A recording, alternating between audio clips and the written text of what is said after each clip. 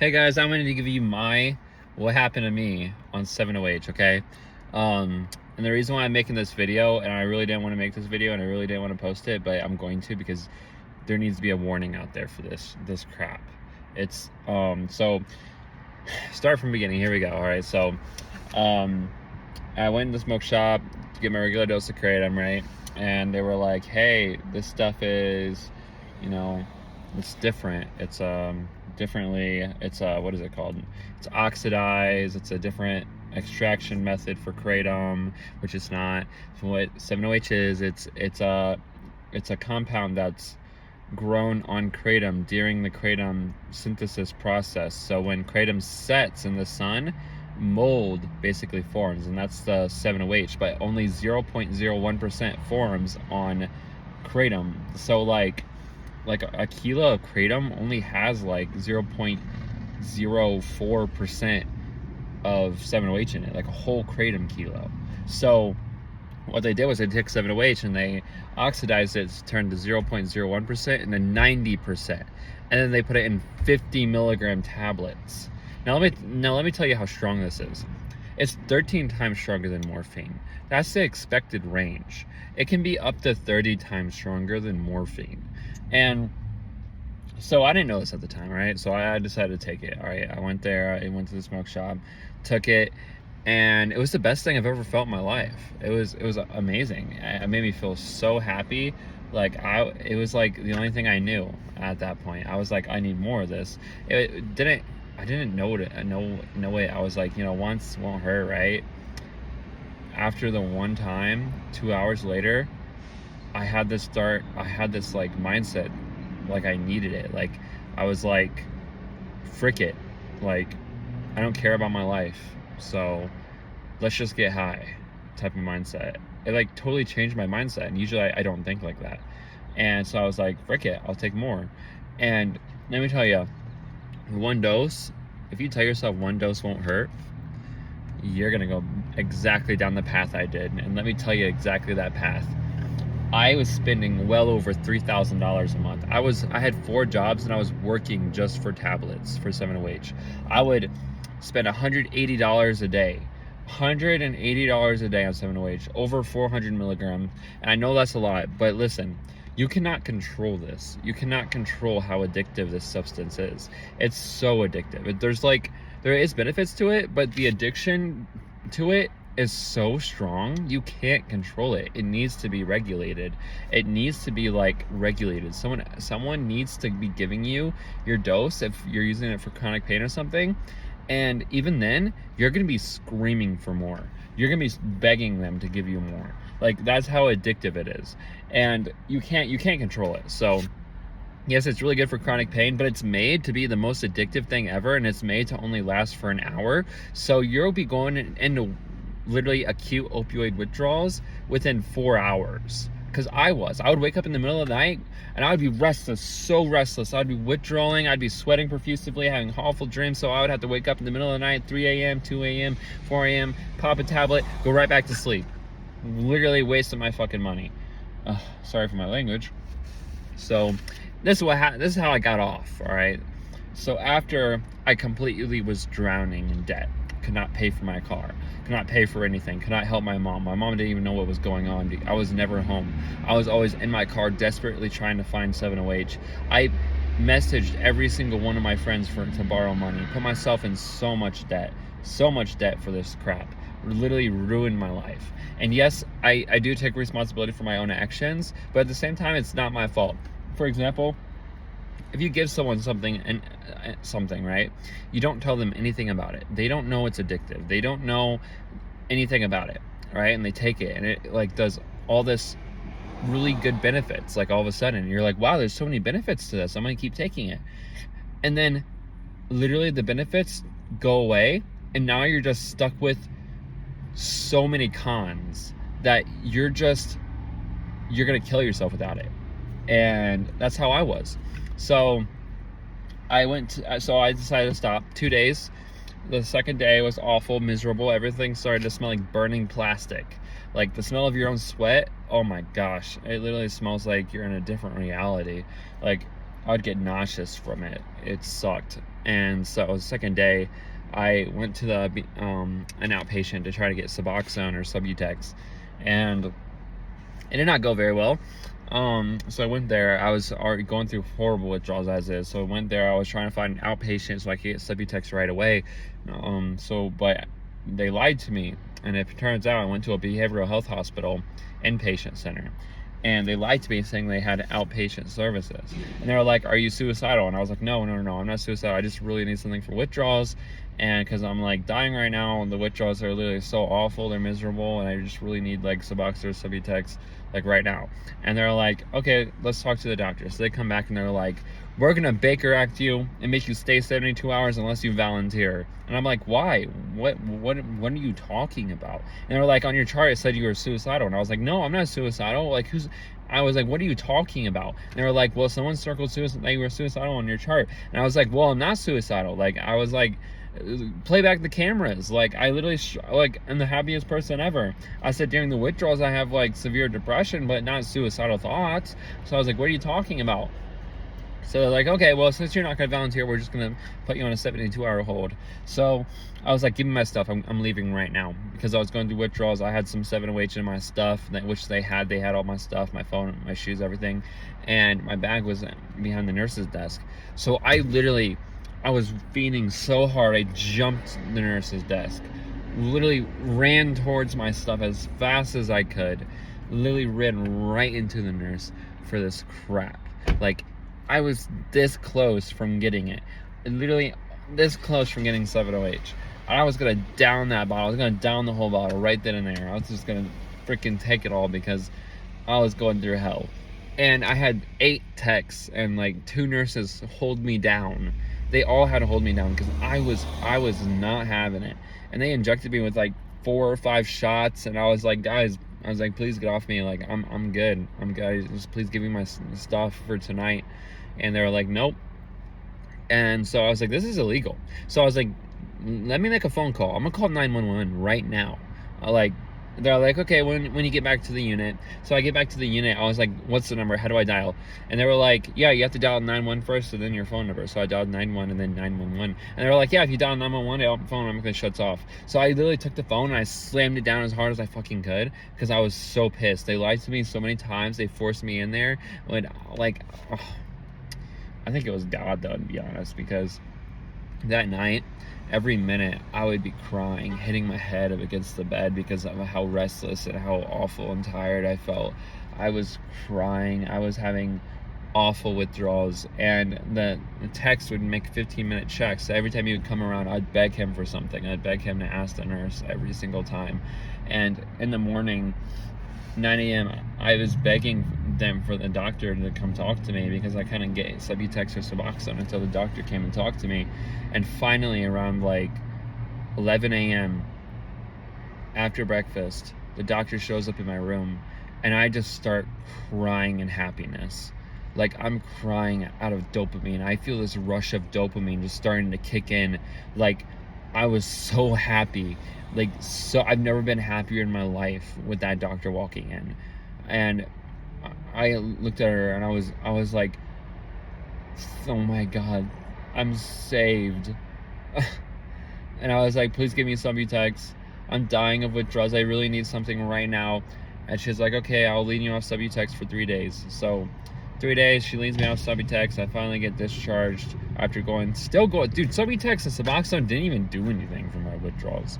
I was taking 2 milligrams 3 times daily, and then second day 2 milligrams 2 times daily, and the next day 2 milligrams one, and then I had a PRN 2 milligrams before I left, and yeah, and that didn't do anything, and I still had withdrawals. The next day, I went homeless because I lost everything. And since I was still going through withdrawals, I couldn't work, pay for my car or anything. Which I don't know how I have my $30,000 car. I mean, I have no idea. It should have been towed by now. But I'm like, so I drove 27 hours to a different state to get away from this stuff just to find out it's in this state. 7-OH is in this state. And I go into the smoke shop this is where I used to live, and they were like, "Yeah, you should try this stuff. It's 7-OH. I looked at them and I got so mad. I was like, "Don't ever say that again. Don't ever recommend that shit to me again, dude. And he was like, you don't have to be so rude about it. And I was like, yes, I do. Like, this crap ruined my life. So, yes, I am very rude about it. So, it's not your fault. I'm sorry. I'm being rude to you, but I'm just rude in general to this stuff because it's like, it's miserable. It's awful. I don't think I'll ever be the same. I'll cry myself to sleep and I'll feel something totally missing out of me. Something out of my soul just gone. Like, I think it like destroyed my receptors or something because I won't ever feel the same again. I won't ever. I was so happy on that stuff, and then when it started to fade away, I got so depressed. I wanted to use this stuff to lean off kratom. Let me tell you guys, do not try this stuff. Like, I looked on Reddit and I didn't listen. I heard this guy saying it would take away all the discipline you thought you had, and I was like, yeah, right, man. I'm really good at discipline. I work out, I make music, I have an awesome schedule. All that got completely thrown out the window, gone, never to see, never existed in the first place. All my discipline completely gone. The only discipline I had was to find anything to get 7-OH to get high. I would get high every 2 hours. If I didn't, I would start to get really depressed, and by 4 hours I would start to withdraw. And by 6 hours, I'd be absolutely in hell. So I was stuck. I couldn't do anything. I had to work because if I didn't work, I couldn't buy 7-OH or I couldn't pay for my car. I was so stressed out all the time. And this stuff would like motivate me to work. So I would take this stuff just to work, and I would work just to take this stuff, and I would take this stuff to work, and I would work to take this stuff. And I had no money in between to pay for my car, to help my mom, to help like this stuff ruined my life. And it needs to be banned. It needs to be gone away forever. And it's the worst stuff I've ever taken in my life, and I'll never take it again. I think I'm serious. I would have much rather took fentanyl. I tried to use Percocet to get off 7-OH, and it kind of worked. It worked for about 3 days, but then I ran out of Percocet, and withdrawals kind of got really bad after that. But I was taking like 30 milligrams of oxycodone with 500 milligrams or 325 milligrams of acetaminophen, which is like Percocet. That's what Percocet is, oxycodone and acetaminophen mixed. And I would take 30 milligrams oxycodone, 325 milligrams of acetaminophen. And I would take it at night, and then the next morning I would take 20 milligrams, and then I would take 20 milligrams again, then I would take 15 milligrams, then I would take 10 milligrams, and then 10 milligrams, and then finally 5 milligrams, and then I was off, and I ran out. And I think if I would have just stayed on 5 milligrams for a little bit longer, I would have made it through that horrible withdrawals. The horrible withdrawals last about a week. Don't tell anyone. Dude, literally people say the worst withdrawals last 72 hours. No, they don't. Dude, I'm still having withdrawals, and it's been a little over 2 weeks. Like, the withdrawals, it does get better. It does. But I'm using kratom and still, or tianeptine. I'll use tianeptine to like try to get by through the day, because I'll still get really, really, really depressed and have no motivation to lift a finger, and I won't be able to work, and I have to work and stuff. So I had to get back on kratom, unfortunately. But I'll lean myself back off kratom, which that was working pretty well. But yeah, dude, just stay away from this stuff. I learned my lesson. Unfortunately, I learned the hard way, and I don't want you guys to learn the hard way, because let me tell you, the hard way, it will ruin your life. And when you're off, you'll never be the same again. And it's miserable. But I'm here in Fort Collins, Colorado, and I'm happy. I'm happy. I'm sober. I have friends down here. I love the community down here. It's awesome. Yeah. So, yeah, I'll never take 7-OH again. And it's going to get banned, by the way. So whoever doesn't want it to get banned, let me tell you, it's going to get banned. It's 13 times stronger than morphine, dude. Like, it's going to get banned. It was made as a cash grab. It was made to be the most addictive thing ever, to be a cash grab. It was made a legal opioid. They made it to be a legal opioid to get money. And they made it as short as possible so you would have to buy more so they would make more money.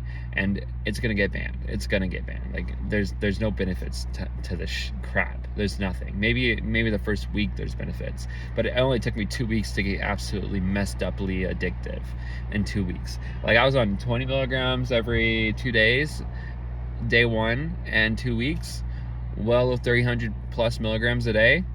Yeah, no, I can't wait until this stuff gets banned. I'm gonna scream in happiness once it does. And for those out there who know, I am so sorry you had to go through that. It was the worst thing I've ever went through in my life, and I know a lot of people don't believe you when you say it's worse than heroin withdrawals, but it's worse than heroin withdrawals. It's worse than oxycodone. It's worse than Percocet withdrawals. It's worse than any opioid, like anything. Like I would much rather morphine be legal than this crap, and I really do mean that. I would 13 times rather morphine be legal than this crap. Amen on that. So if you guys have experience, please comment down below, because I'll read all of your guys' comments, even though there's probably might be a lot. If there's not, then good, but I mean, I hope there's a lot, but I hope you guys haven't went through the same thing I went through, because if you did, we gotta get this stuff banned. I'm gonna start a thing. I'm gonna start a what is it called, down here in Colorado, you can start like a petition and have people sign it, and you can send it to the government of the state of Colorado, and they will actually look at it, and it will take effect in less than 6 months. So I'm gonna do that here in the next week or so, and I'm gonna have people sign it to get this stuff banned.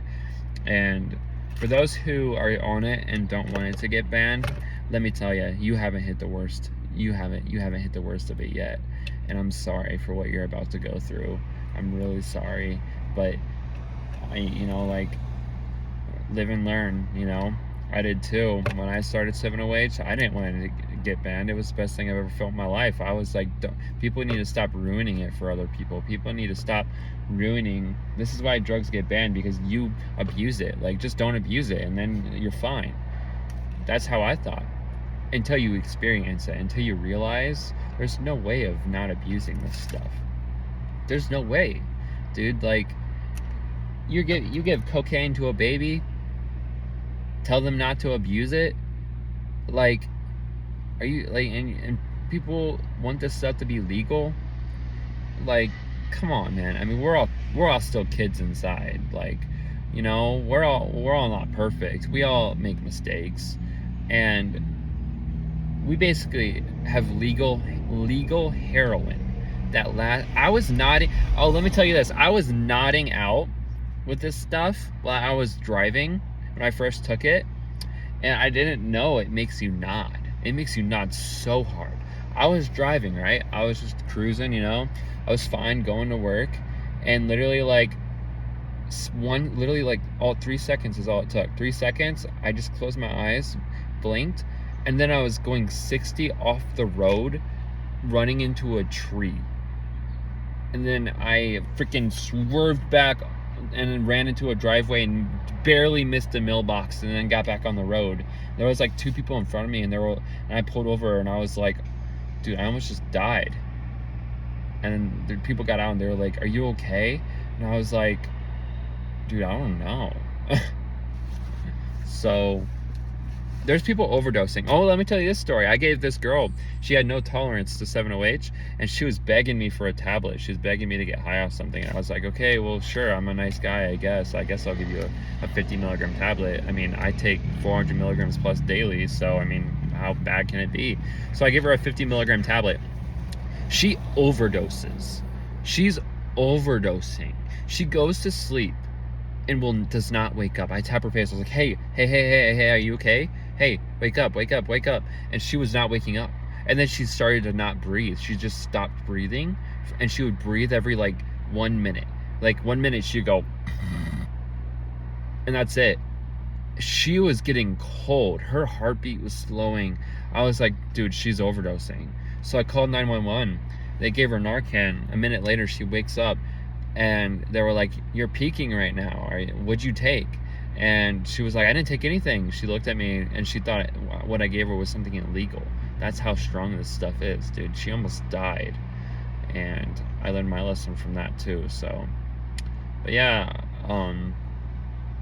dude, this stuff needs to get banned. It's straight up awful. If you want to talk, if you need help getting off this stuff, Comment down below your information, or hit me up on Instagram, Canon More Official. I think my Instagram is Canon More Official. I'm an artist, so if you check out my music if you want. I'm gonna write a whole album about this, so maybe I can help some people with that. But yeah, I'm really sorry, guys, that people have to go through something like that, and it just really sucks that that's legal. I wish it never was legal. I wish it never existed. This stuff feels demonic. It feels like it never should have existed in the first place. It feels like it was never supposed to exist in the first place.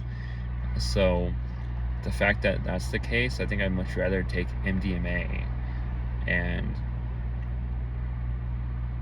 so this video doesn't get banned. This is not recommended, you know, blah blah blah, copyright, whatever, YouTube, so please don't ban my video. So guys, this is a warning. Yeah, I don't recommend this stuff. This is not a recommended use. Do not do any of this stuff. So yeah, just copyright, blah blah blah. Okay, YouTube, don't ban my video, thank you. All right, or give me a copyright strike, because yeah. All right, thank you guys for taking a listen to this, and I really hope you guys are doing okay, because I sure in hell was not, and now I am, and now I'm back, and now I feel more and more like myself, getting there. Sometimes I'll still cry myself to sleep, and kratom sometimes has absolutely no effect, and I have absolutely no feelings sometimes, but my feelings are coming back slowly. It's been a little over 2 weeks, so I give it a month, and I'll be back. It can take up to 2 years for your dopamine receptors to heal fully.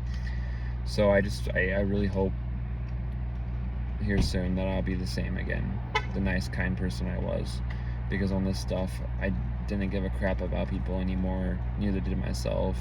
I was the most numb person in the world. I didn't think it numbed me right away, but after you take it, you're numb. You don't see it, you don't realize it, but you're numb. You're numb, like completely. Sensory output, motions, everything. And that's the reason why you smell burnt plastic, because your sinuses are finally working again after months of taking this crap.